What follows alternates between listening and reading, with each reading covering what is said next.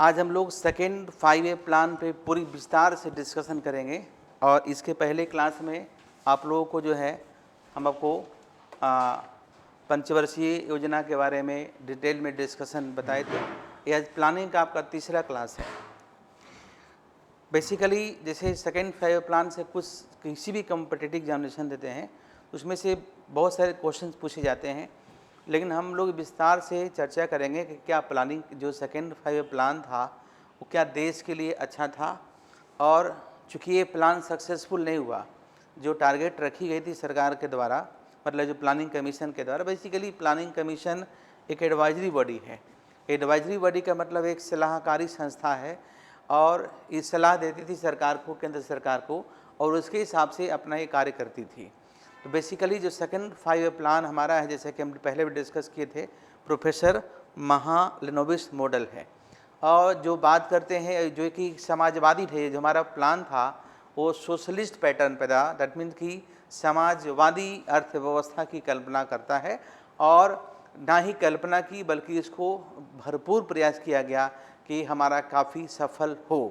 और no doubt ये सफल नहीं रहा हो, लेकिन भारत में जो है इस प्लान के तहत बहुत सारे बड़े बड़े इंडस्ट्री का निर्माण हुआ, जो कि देश में जो है बड़े पैमाने पर रोजगार सृजन यानी एम्प्लॉयमेंट जनरेशन करने में मदद किया। तो बेसिकली हम लोग समझते हैं और ये भी बताएंगे कि उस समय जब ये सेकेंड 5 प्लान का मॉडल लिखा जा रहा था, तो उसमें जो इकोनॉमिक्स थे, बहुत सारे 10 इकोनॉमिक्स थे, उसमें एक इकोनॉमिक्स जो थे शेनॉय करके थे। मैं उनके बारे में डिस्कस पहले कर देता हूँ। देखिए, मैं फिर शुरू से बताऊंगा।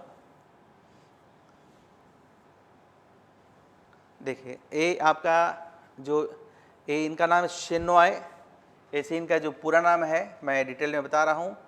ये क्या कहते हैं बेसिकली, देखिए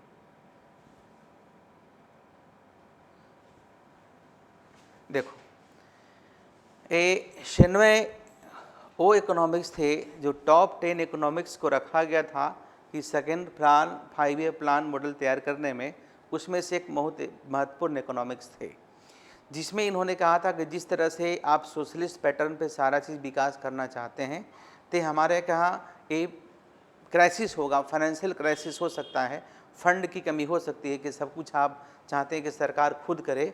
तो इसमें उन्होंने पहले भविष्यवाणी की थी, और जिसके कारण हमारे 1957 में एक्चुअली जो प्लान मॉडल है 51 से 56 फैला हो गया, और 56 से लेके जो आपका जो है 61 तक जो है सेकेंड 5 प्लान था, और 57 में हमारा क्राइसिस आया था। अब क्वेश्चन पूछता है कि क्राइसिस, फाइनेंशियल क्राइसिस 57 में आपको आया था, तो उसके बारे में तो पहले इनको देख लेते हैं, क्योंकि ये बहुत कम जगह पढ़ाया जाता है। देखिए, Shenoy argued that state control of the economy would undermine young democracy. India faced external payments crisis in 1957, इसलिए मैंने इसको अंडरलाइन किया है, क्योंकि हमेशा जब देखते हैं कि 1991 का जो है क्राइसिस आप जानते हैं, आपको बहुत बार पढ़ाए हैं। 1991 का क्राइसिस तो आपको बहुत बार पढ़ाया गया है, लेकिन 1957 का क्राइसिस आपको शायद नहीं पता, तो जान लीजिए। और which is viewed as confirmation of the Shenoy argument, मतलब शेनॉय ने उस समय ही जब प्लान मॉडल तैयार किया जा रहा था उस समय ही कहा था इस तरह की क्राइसिस समस्या आएगा, और जो कि 1957 में कन्फर्म हो गया। लेकिन शेनॉय तर्क दिया था कि अर्थव्यवस्था पर राज्य का नियंत्रण एक युवा लोकतंत्र को कमजोर करेगा।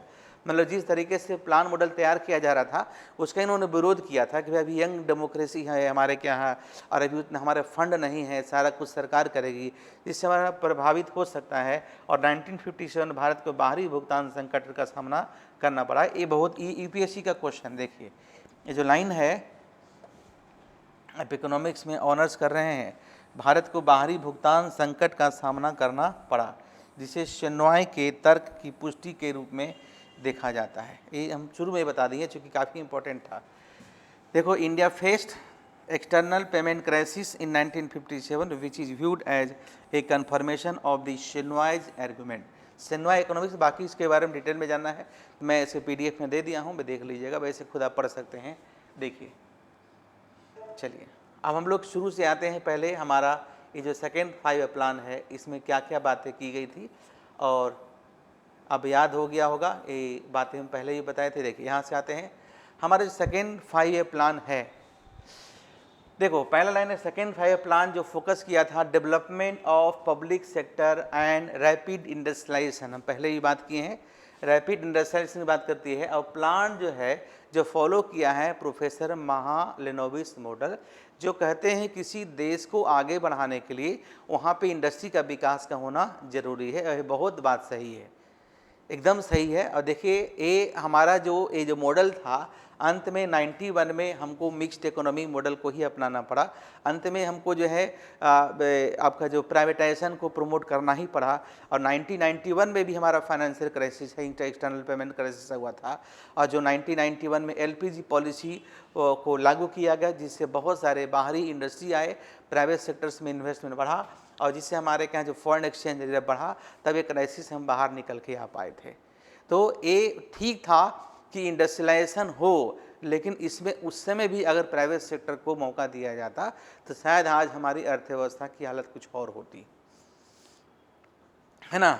और ये 1938 में, जैसे कि हम पहले लेक्चर में बताए थे, सुभाष चंद्र बोस ने भी कहा था कि हमारे देश में जितने बड़े लेवल पर पॉवर्टी है और एक बड़ा मार्केट है, उसके लिए अगर हमारा इंडस्ट्री हमारे का इंडस्ट्री का विकास किया जाए और छोटे छोटे इंडस्ट्री का विकास किया जाए, बड़े इंडस्ट्री का विकास किया जाए, तो हमारे के यहाँ गरीबी खत्म होगा, क्योंकि उससे हमें रोज़गार मिलेगा इसमें। लेकिन हम एक भी नहीं कह रहे, हम ये भी विरोध नहीं करते हैं, कर सकते हैं कि इंडस्ट्री नहीं होना चाहिए, इंडस्ट्री होना चाहिए और हुआ। और उसके बाद अगर ये शायद लोग कहते हैं, शायद जैसा कि शेनॉय साहब ने कहा था कि अगर इसमें प्राइवेट सेक्टर का इन्वॉल्वमेंट 1956 से ही हो जाता तो शायद हमारी अर्थव्यवस्था की हालत और अच्छी हो सकती थी,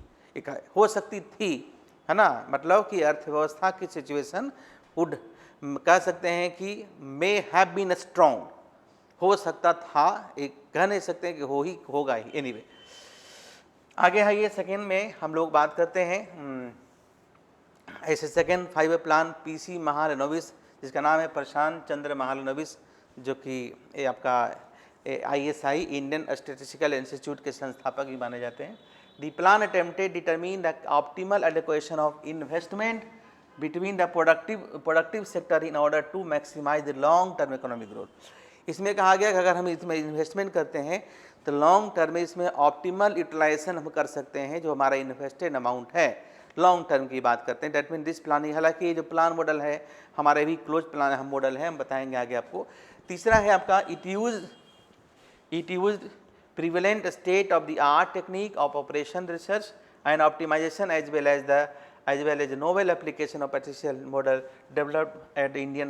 ये तो मैं पहले भी डिस्कस किया था कि हमारे जो सेकेंड 5 प्लान मॉडल है जो महालेनोविस तैयार किए थे, उन्होंने ही, उनका ही श्रेय जाता है। The credit of establishment of ISI Indian statistical institute go to the PC Mahalanobis, जो कि आपका बंगाल में कलकत्ता में स्थापित किया गया था। उसके बाद है कि the plan assumed closed economy, मैंने पहले बता दिया ये प्लान क्या था, क्लोज्ड इकोनॉमी है। Closed economy is that economy where export import is not permitted, है ना। ये कहा गया था कि देखिए कि जो सारी वस्तुएं आज़ादी के बाद हम बाहर से ला रहे थे, उसको अब भारत में ही बनाना था।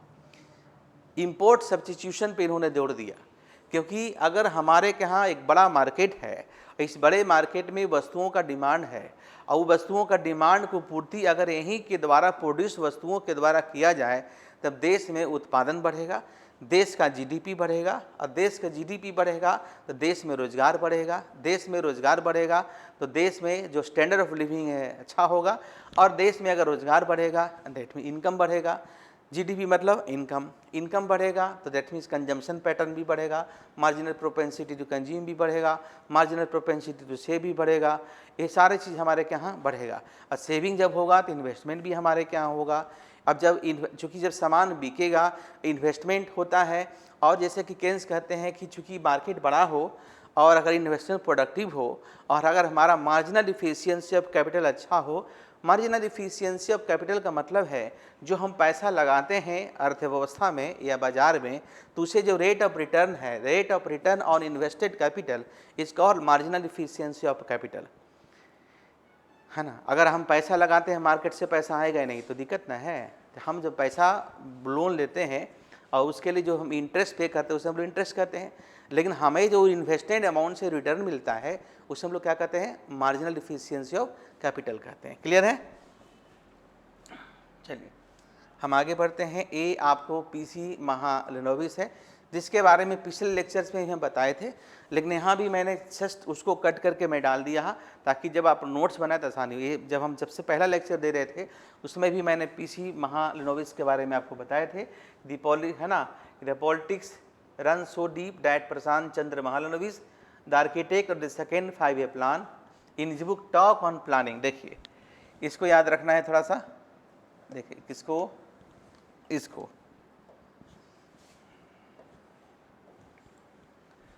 ये तो जानते हैं, ये आर्किटेक्ट हैं, ये कई एक और बताए हैं, याद हो गया होगा। और talk on planning called Jawaharlal Nehru the Pioneer of the economic planning in India, Mahalanobis road, है ना। ये जो हमारा प्लान को सफल बनाने में आपका किन की भूमिका है, नेहरू की भूमिका है, जिस पर भी एक विरोध हुआ था, मैं बताऊंगा आपकी कि जो इंडस्ट्रियलाइजेशन की बात कर रहे थे, ये इंडस्ट्रियलाइजेशन की बात पहले भी की गई थी। जैसे उस व्यक्ति का नाम है ना, शंकारी प्रसाद वसु, नाम सुनिए, शंकारी प्रसाद वसु कहते हैं कि जो इंडस्ट्रियलाइजेशन की बात है वो 1938 में सुभाष चंद्र बोस के द्वारा भी कहा गया था। उनका भी नाम आना चाहिए था, विरोध तो होती ही है। हालांकि जो हम लोग बात कर रहे हैं कि हमारे कहीं इंडस्ट्री हो तो देश का भी व्यवस्था ठीक तरीके से चले, तो ये सारा डिस्कशन पहले भी किया जा चुका था 1934 1938 में। लेकिन ये जो टॉक ऑन प्लानिंग की में जो बात करते हैं पूरा का पूरा श्रेय नेहरू जी की तरफ से विवाद है वो, चलिए कोई बात नहीं, अब उनका मैटर था, अब उसमें हम लोग तो थे नहीं, लेकिन जब हम लोग पढ़ते हैं अलग अलग जगह पे ये चीज़ देखने को आपको मिलता है। इस पर हम डिस्कशन पहले भी किए थे, क्लियर है, हम पहले भी डिस्कशन किए, इसलिए हम इस सेक्शन को छोड़ रहे हैं। ये पीसी महालनोबिस है, इनके बारे में पहले जिक्र हम कर चुके थे। चलिए हम लोग आगे अब बढ़ते हैं। सेकेंड 5 year प्लान में बहुत सारी बातें की गई थी, और चूँकि अब जो है ऑब्जेक्टिव क्वेश्चंस भी हैं, और आप बता दें आपको, अभी आप पार्ट 3 करके निकलेंगे, पार्ट 3 में आप लोग हैं लगभग, तो अब जो नया कल होके टीचर बनेंगे, प्रोफेसर बनेंगे, तो सभी एग्जामिनेशन में ऑब्जेक्टिव क्वेश्चन बहुत ही ज़रूरी है। चूँकि आपको पता है कि अब जो ऑनर्स है 4 सालों का होगा, उसमें अगर अच्छा करते हैं तो पीएचडी डायरेक्ट ऑनर्स के बाद पीएचडी कर सकते हैं, मतलब एमए करना नहीं पड़ेगा, नहीं तो फिर 1 साल का एमए होगा फिर आपका पीएचडी होगा। उस पर हम डिस्कशन नंबर करेंगे। तो objective question point of view से सेकेंड 5 year प्लान काफ़ी इंपॉर्टेंट है, क्योंकि इसमें लगभग कहा जाता है कि पाँच आयरन स्टील इंडस्ट्री की स्थापना की बात की, जिसमें 3 शुरू हुआ था, 2 बाद में शुरू हुआ था, वो हम आपको बताएंगे। लेकिन जो 3 शुरू हुआ था वो किस किस देशों की सहायता से शुरू हुआ था, जैसे कि पिछले क्लास में डिस्कस किए थे, हम बताए नहीं थे, आज हम बताएंगे। देखिए, hydro electric power project and 5 steel plant of Bhilai, Durgapur and Rourkela where आपका जो है establish with the help of the Russia, Britain and West Germany. Clear है? कोल प्रोडक्शन मतलब हाइड्रो इलेक्ट्रिक थर्मल पावर कि जिससे हमारे के यहाँ बिजली का व्यवस्था हो। और सेकेंड 5 year प्लान में देखिए 2-3 चीज़ मैं बोर्ड पे बता दूं। देखो, जो हमारा सेकेंड 5 year प्लान था, इसमें हाइड्रो इलेक्ट्रिक, जिसको क्या बोलते हैं हम लोग, पन बिजली, और पहला दूसरा चीज़ है कि iron and steel industry,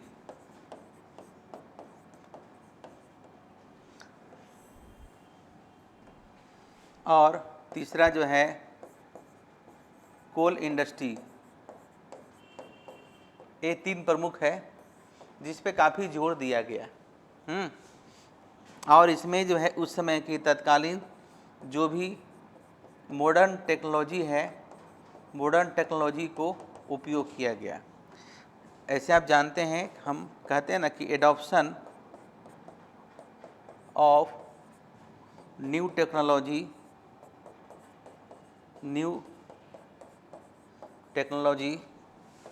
is called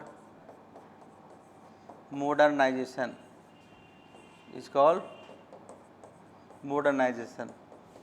नए तकनीक की अपनाने की विधि को हम लोग क्या बोलते हैं? मॉडर्नाइजेशन कहते हैं। क्या कहते हैं? मॉडर्नाइजेशन कहते हैं।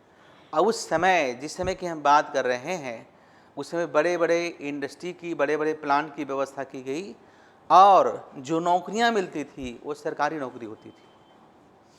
क्लियर है? यानी जो भी इसमें जो व्यवस्था की गई वो सरकार के द्वारा किया जा रहा था, केंद्र सरकार के द्वारा किया जा रहा था। तो उसमें जो काम करने वाले होते थे उन्हें, डेट मीन्स उस समय के जो नौकरी होती थी उसमें सोशल सिक्योरिटी बहुत ज़्यादा था, लोग को पेंशन वगैरह मिलता था। आज हमारे के यहाँ पेंशन स्कीम ख़त्म कर दिया गया है, सिर्फ लीडर्स के छोड़कर सभी का पेंशन, अब नई पेंशन स्कीम की बात करती है। उसमें जितना पैसा इन्वेस्ट कीजिएगा, लगाइएगा, उसके हिसाब से पेंशन आपको मिलेगा।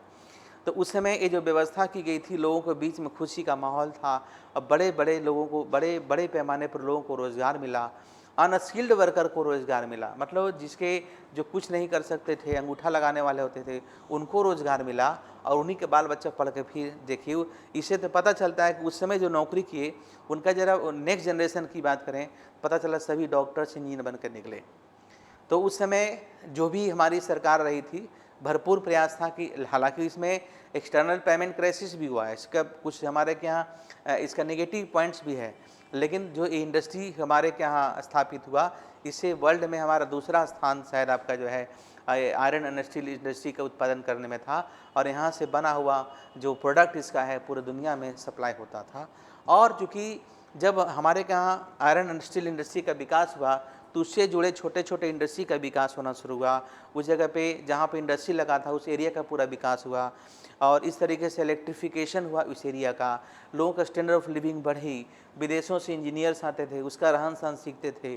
और इसमें जो है 2-3 कंट्री की भूमिका थी जिस पर हम लोग चर्चा करेंगे, पहले डिस्कस कर चलिए। बोर्ड पे आते हैं और हम दिखाते हैं आपको कि 3 जो इंडस्ट्री उस समय स्थापित किया गया था। एक क्वेश्चन पूछता भी है, देखो ये है भिलाई स्टील प्लांट जो रसिया की सहायता से हुआ था। जैसे उस समय ये था क्या, उस समय हम इसको कहते थे USSR, उसमें रसिया नहीं था, क्या था, USSR था। और दुर्गापुर स्टील प्लांट ये बंगाल में है, कहाँ था, जर्मनी की सहायता से। और ये राउरकेला स्टील प्लांट है जो UK की सहायता से। क्वेश्चन पूछता है ना, एक क्वेश्चन BA में तो पढ़ते ही हैं, लेकिन जब कमीशन में बैठते हैं तब पूछा जाता है भाई कि जो आपका भिलाई स्टील प्लांट है किसकी सहायता से, किस कंट्री की सहायता से बनाया गया, दुर्गापुर किसकी सहायता से बनाया गया, राउरकेला किसकी सहायता से स्थापित किया गया। दैट मीन्स ये 3 कंट्री की अहम भूमिका रही है जिन्होंने हमारे देश में अपना टेक्नोलॉजी दिया और उसके टेक्नोलॉजी को उपयोग करके हमारे यहाँ इंडस्ट्री को स्थापना करने में मदद मिला और बड़े पैमाने पर हमें रोज़गार भी आपको, हम सभी को मिला। क्लियर है? चलिए अब हम लोग आते हैं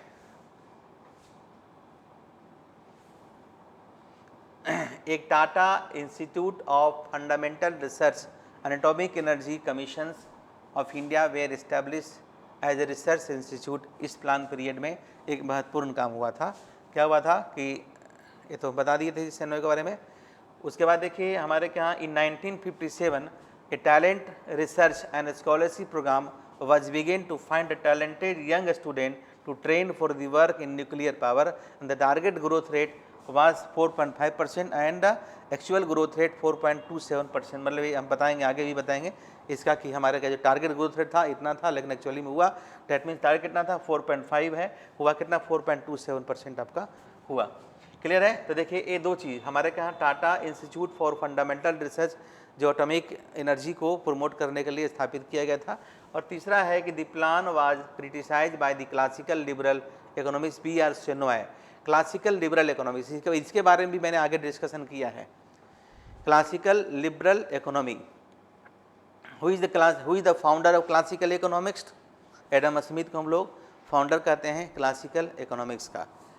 ठीक है, तो वो बेसिकली जो मॉडल था वो क्लासिकल मॉडल में कहा जाता था कि हमें लिबरल होना चाहिए। अगर हम प्रोडक्शन करते हैं, अगर हम आपको पढ़ाते हैं तो हमारा फीस तय करने का अधिकार हमारे पास होना चाहिए। अगर आप किसी जगह उत्पादन करते हैं तो आपको फीस तय करने का अधिकार, प्राइस तय करने का अधिकार आपका पास होना चाहिए, और ये कैसे तय होगा, तो ये डिमांड और सप्लाई के आधार पर आपको तय होगा। क्लियर है? तो इस तरीके से हम आपको बता दें कि हमारे के यहाँ बड़े पैमाने पर जो है आपका सेकेंड 5 ईयर प्लान में रोज़गार देखने को मिला, और इस तरीके से जो हमारा प्लान है काफ़ी हद तक सफल माना जाता है, यद्यपि एक्चुअल ग्रोथ रेट पर नहीं रहा फिर भी। Thank you.